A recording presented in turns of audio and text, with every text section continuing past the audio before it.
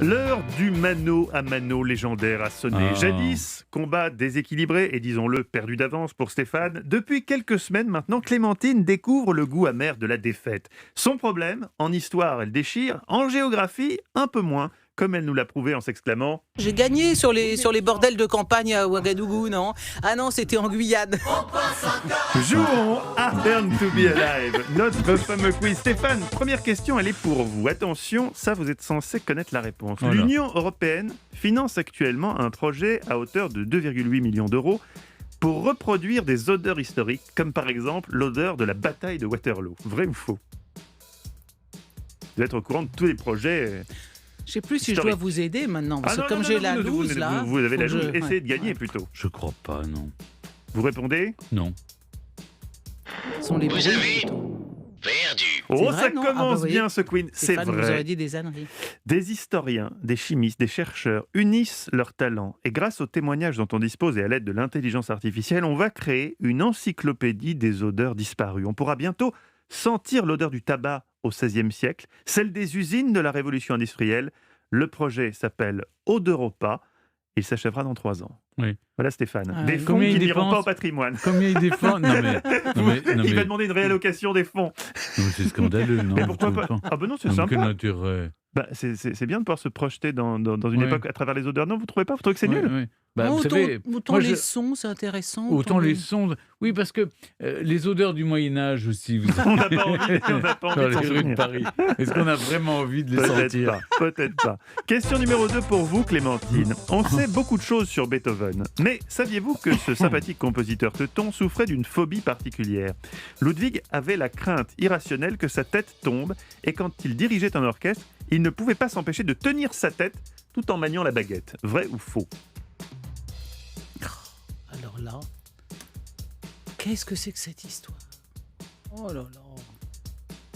Tenez sa tête en dirigeant? Non, écoutez, je n'ai jamais entendu raconter ça, je dis non. Vous dites non? Elle dit non. Vous avez Gagné. gagné. Vous avez gagné, mais pourquoi cette histoire abracadabrantesque si elle n'était vraie quelque part? Ce n'est pas Beethoven qui tenait sa tête, mais Tchaïkovski. Il tenait fermement son menton d'une main tout en agitant sa baguette. D'ailleurs, vous rêvez de passer une soirée avec Beethoven? Rendez-vous ce soir en prime sur France 3, présenté par celui qui a aussi un physique de télé. Secret d'histoire avec Stéphane Bern, spécial Beethoven. Beethoven, oui, Voilà. Et donc 250 ans. vous saviez que ce n'était pas lui qui tenait sa tête, Bien sûr. bien sûr. Mais vous savez que pour Tchaïkovski ou pas? Je ne savais pas pour Tchaïkovski. Je vous ai édifié une fois de plus. Mais Question Je numéro 3. l'ignorais aussi. Pour vous, Stéphane. Maurice Chevalier. Oui. Prosper, Valentine. Ah, si vous connaissiez ma Ma poule, pomme. ma Ma pomme. pomme, ouais. Voilà un monument du patrimoine français. Mais saviez-vous qu'Eddie Mitchell a chanté « Tout ça, ça fait d'excellents rockers », une reprise de « Tout ça, ça fait d'excellents français », un autre tube de Maurice Chevalier. Vrai ou faux? Si c'est vrai, on l'écoute. Si c'est faux, eh ben on l'écoutera pas. Alors, donc, c'est.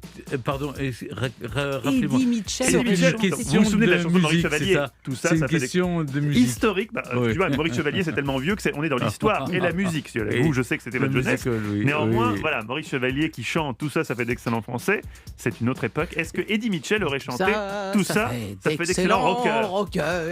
Je crois pas, écoutez. Oh, écoute, Non, moi, ça me doit- paraît fou parce que Ça je vous connais paraît Sur la fou. même musique? Ah bah je ne sais Ah, ça pas. paraît fou. D'excellents batteurs. Non, au je secours, dirais au non parce que secours. de toute façon, Maurice Chevalier est unique.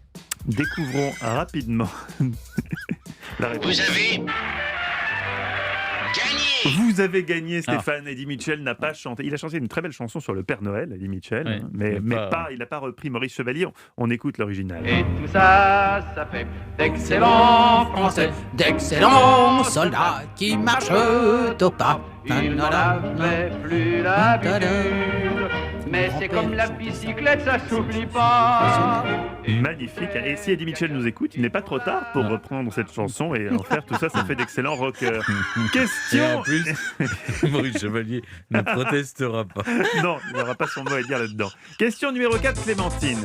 Est-ce que Sacha Guitry a écrit un livre sur son père intitulé Lucien Guitry raconté par son fils? Ou est-ce que Lucien Guitry a écrit un livre sur son fils intitulé Sacha Guitry raconté par son père?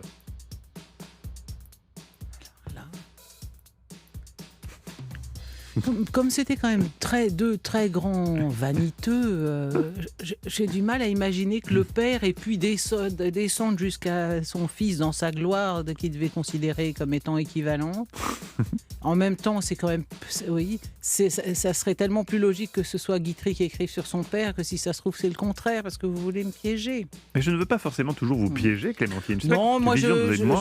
je verrais plutôt Sacha Guitry écrivant sur son père, oui. Et donc le livre s'appellerait Tout ce que vous avez toujours voulu savoir sur Lucien sans avoir jamais osé le demander.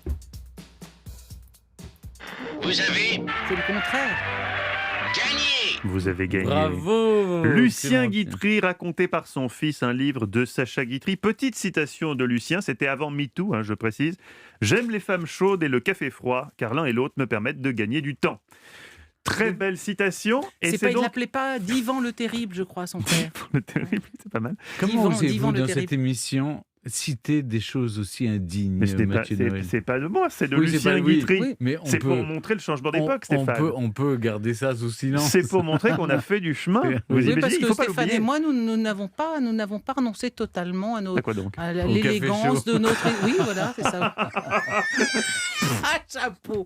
Oh non, mais dans quelle galère, monsieur Victoire en Jean-Baptiste. tout cas. Oui, très belle victoire. On Très était belle égalité. victoire de Clémentine. Non, Non, c'est parce une que- victoire de Clémentine. Parce que voyez-vous, moi j'ai chu Ah, sur les. Oui. sur Sur les odeurs de les Waterloo, odeurs c'est de ça sent le Waterloo. crottin de Ouais. cheval et la Oui. poudre à canon. Bon, Oui. d'accord. Alors que moi, je Allez. soutiens ce très beau projet Ouais. Odorepa, que ça Et soit d'ailleurs, noté. j'aimerais qu'on prenne ça sur votre salaire pour Ok, soutenir on des annule le projets, projet Odorepa. des projets alors. Ah non, je aussi débiles. m'oppose à ce projet alors. Je m'oppose.